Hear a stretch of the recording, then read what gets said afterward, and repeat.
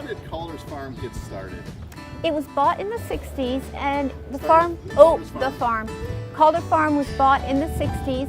Originally it was bought as a retirement place where William Calder and his wife Velma were going to retire from the dairy. However, it never quite worked that way because in the end it became a dairy farm, a proper dairy farm.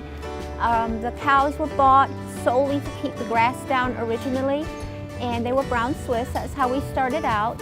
And then John Calder, who is the current day owner, he decided to milk some cows, and it kind of grew from there, from a few cows and a little bit of milk to what you're seeing today, where we're milking 160 cows and supplying most of the milk we need for our customers. To the bottling, tell me the whole process. Okay, starting in the mornings early, our milking crew gets here at 5 o'clock in the morning. They go out to the barns and they bring up the first group of cows. They bring them all in, and then they start to come into the milking parlor. We can milk 8 cows at a time, and what kind of makes our system unique from other people's parlors is that we don't have to wait for the whole 8 cows to be finished milking to go. So we can release them individually, which means we move along at a pretty good pace, refilling each slot each time someone is finished. We usually milk for 3.5 hours, and twice a day, so each cow is milked twice a day.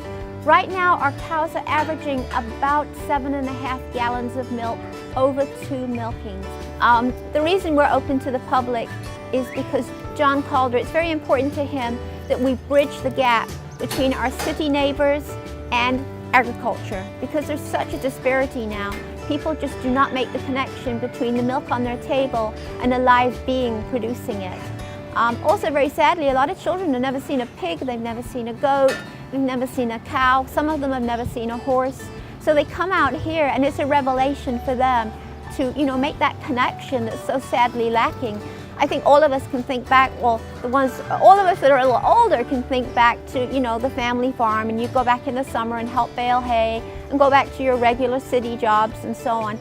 These days, most people don't have that connection anymore. So we're hoping to educate and, make that connection for most of the children that don't have the advantage of living.